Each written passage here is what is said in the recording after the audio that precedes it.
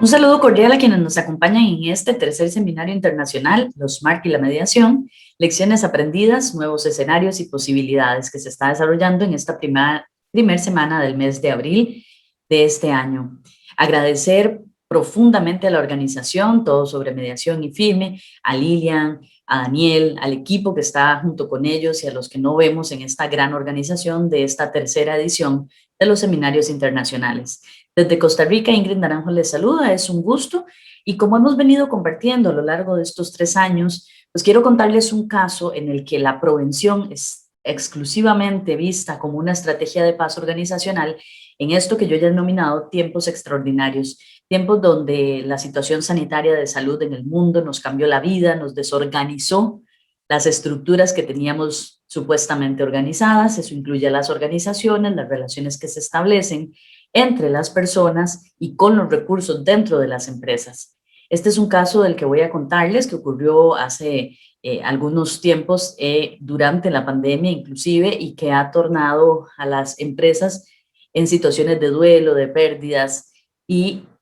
cómo esto puede ser un conflicto subyacente si no se atiende y cómo puede, bien de acuerdo a la prevención, establecerse estrategias para que las personas puedan interactuar antes e incluso durante las situaciones cotidianas que pueden volverse un conflicto, pero que esperamos que no lleguen al máximo de ellos y que tengamos que utilizar otras alternativas de pacificación como lo son los SMART y la mediación.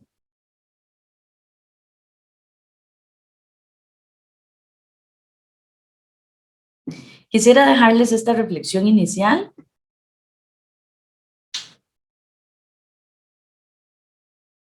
Como ven, según Luhmann, todo sistema social requiere desarrollar confianza como parte de su funcionamiento.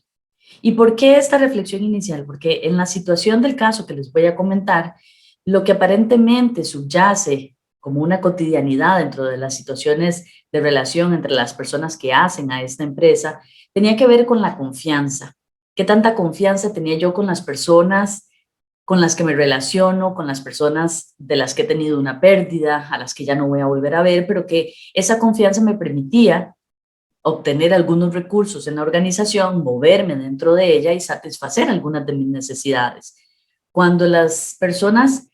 que tienen una estrecha relación dejan de relacionarse propiamente por alguna razón en particular, aparecen esos vacíos. ¿Y ahora en quién confío? ¿Ahora con quién voy a relacionarme de esa manera? ¿Quién me va a solucionar? Y frente a eso es que me parece importante traer esta reflexión inicial,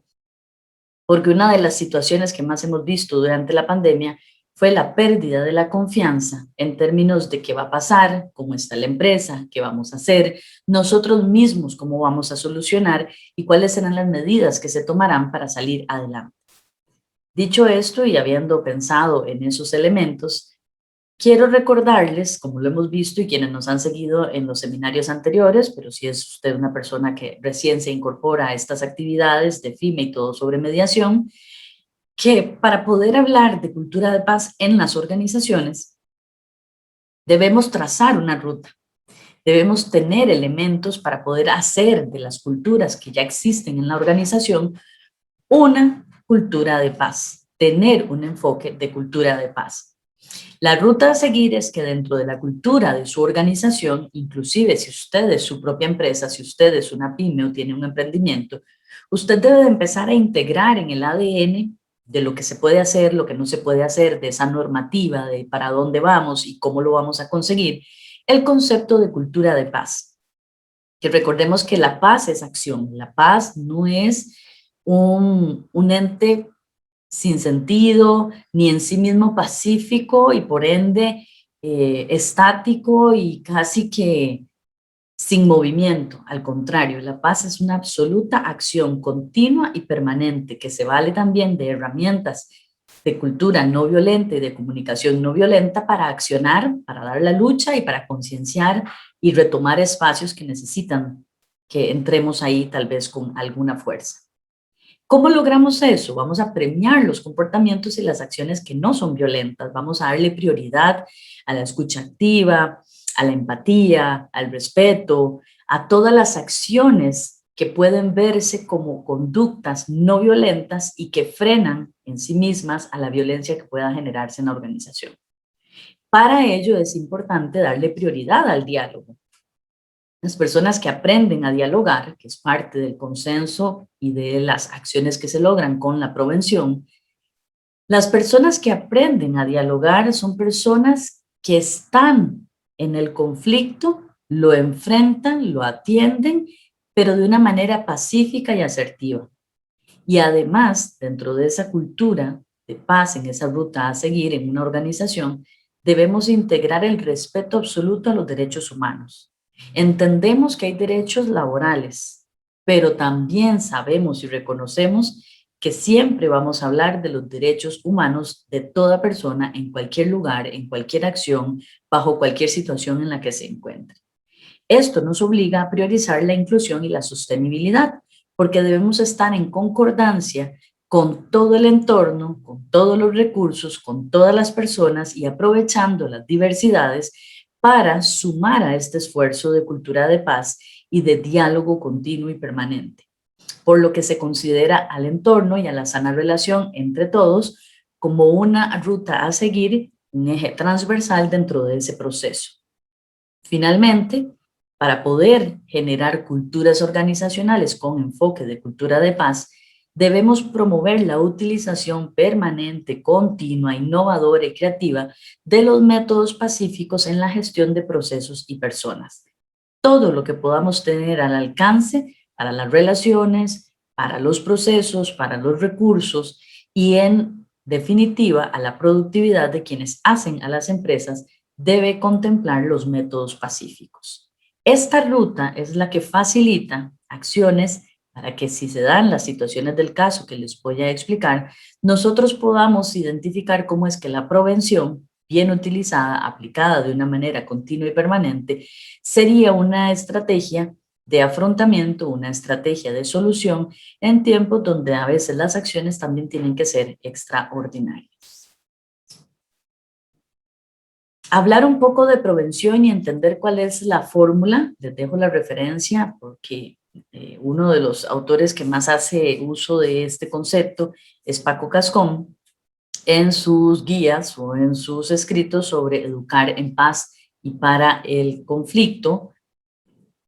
Nos define que hay formas de intervenir en una empresa cuando se generan algunas situaciones. Yo hablo de la empresa porque es mi ámbito de acción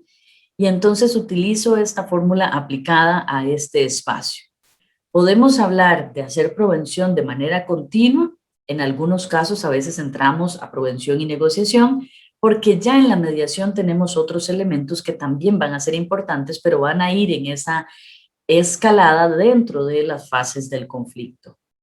Educar para la paz invita a que nosotros siempre estemos pensando en cómo es que si los conflictos forman parte de nuestras relaciones y de nuestra vida, nosotros podamos avanzar y trabajar en ellos de una manera consciente, permanente y siempre pacífica.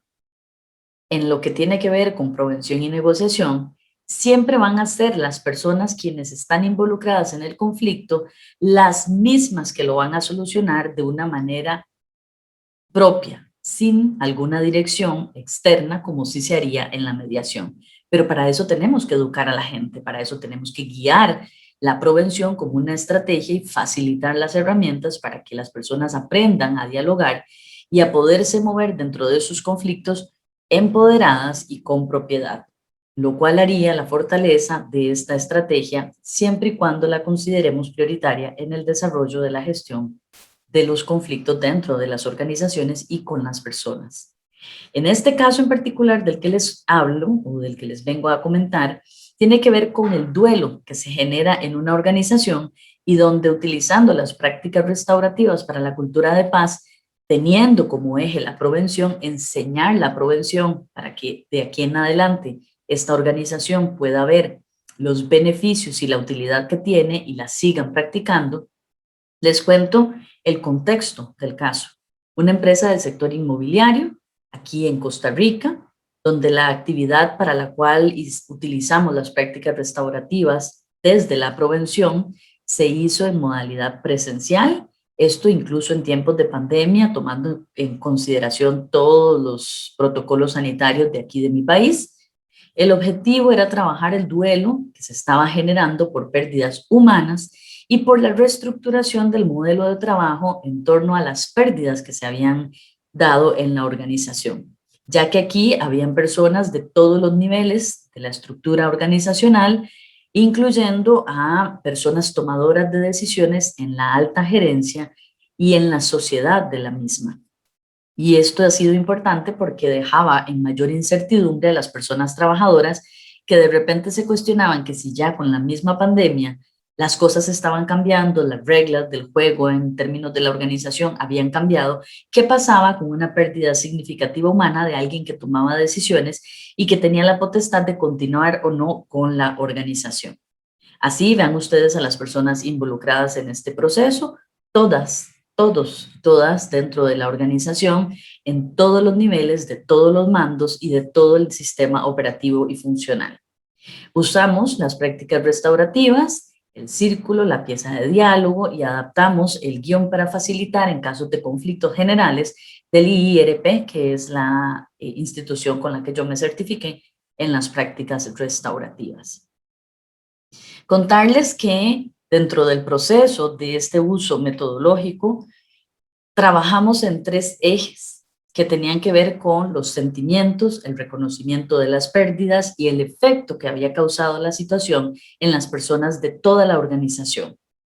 Cuando encontramos desde el uso del círculo, un círculo donde se respeta, se da el espacio, es un espacio justo para todos, hay una pieza de diálogo, por lo cual cada quien tenía la oportunidad de hablar,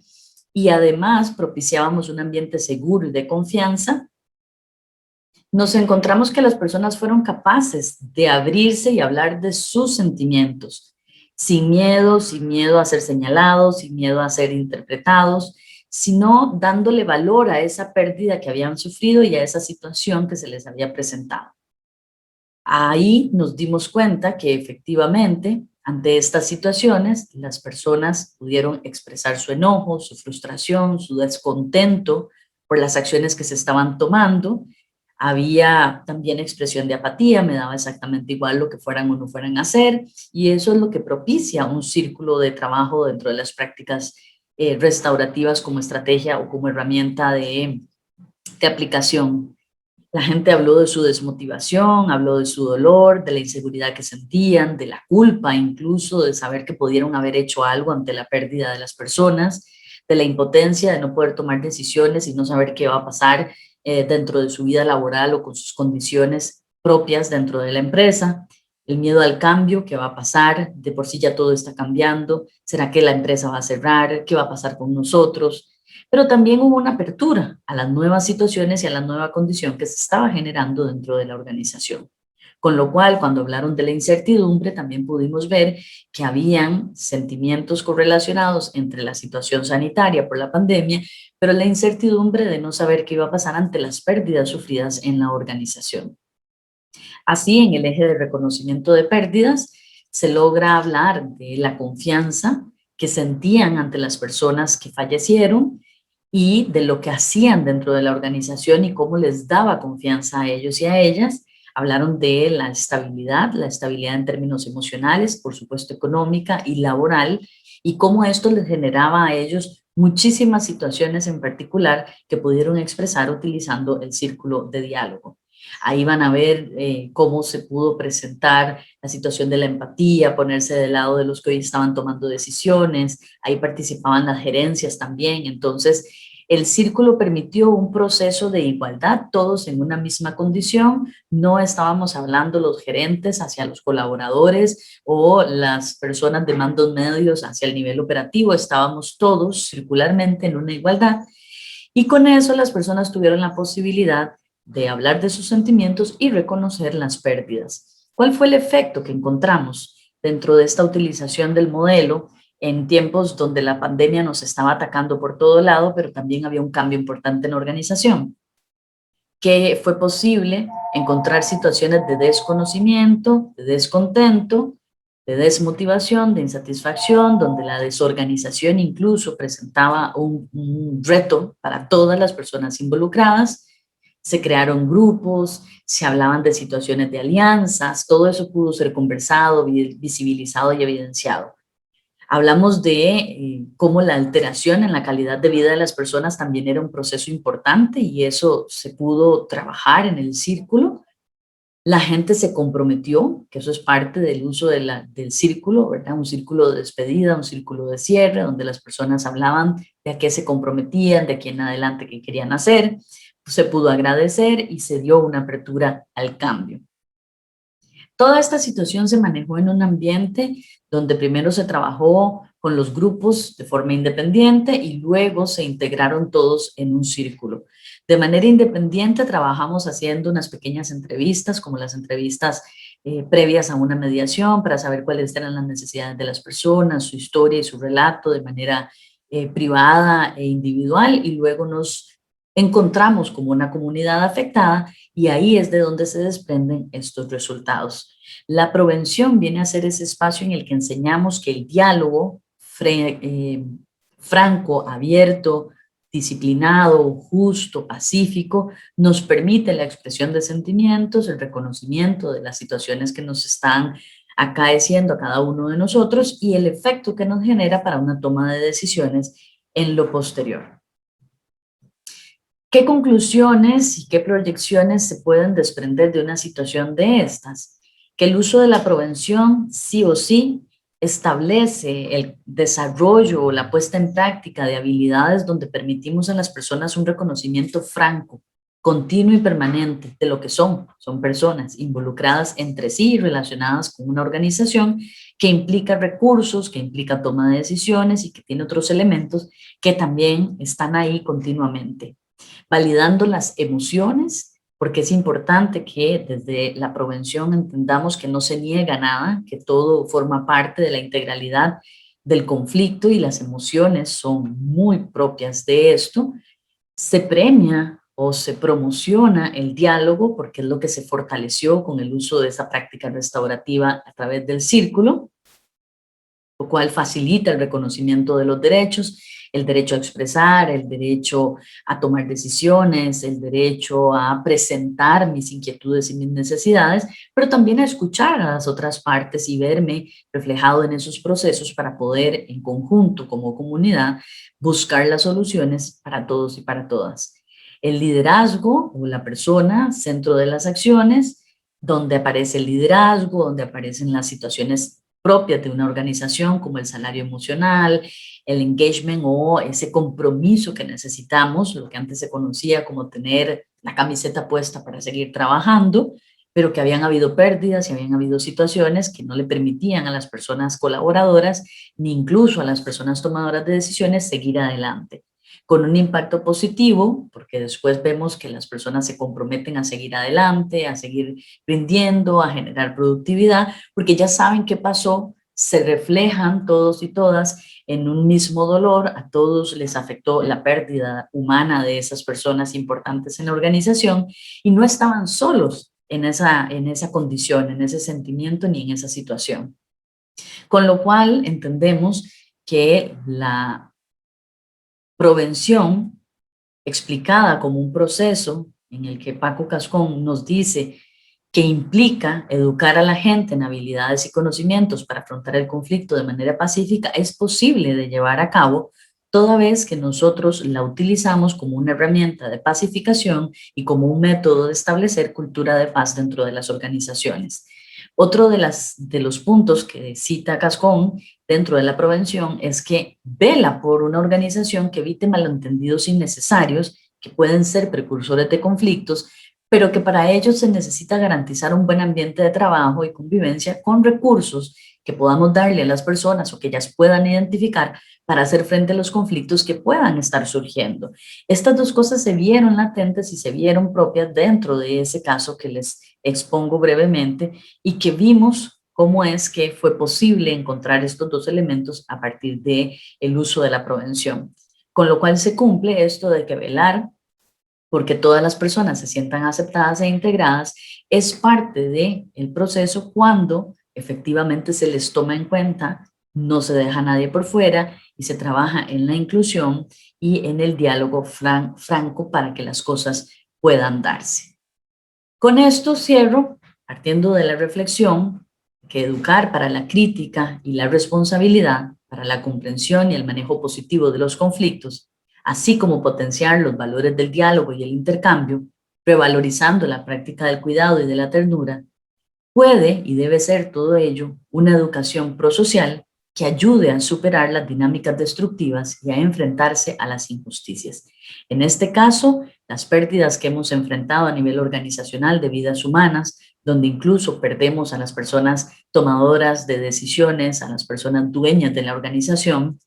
y aquellas que tal vez han iniciado con nosotros cuando la fundamos, necesita de la prevención para poder salir adelante. Enseñemos y eduquemos a las personas a trabajar en la paz, a ver el conflicto como algo dentro de la cotidianidad que puede ser enfrentado de una manera pacífica, que debe hacerse desde la no violencia y que trae muy buenos réditos y nos genera incluso salud mental y paz dentro de nuestras relaciones como personas trabajadoras. Agradezco a este tercer seminario internacional, los MARC Mediación, a todos sobre mediación y FIME como organizadores, a Liliana y a Daniela, al equipo que está detrás, de que me hayan permitido participar nuevamente para hablar de las lecciones aprendidas y esos nuevos escenarios y posibilidades. La prevención en tiempos extraordinarios es una estrategia maravillosa para establecer cultura de paz dentro de las organizaciones. Me quedo abierta a las consultas que puedan aparecer y será un gusto disfrutar con ustedes a través del chat para contestar e interactuar.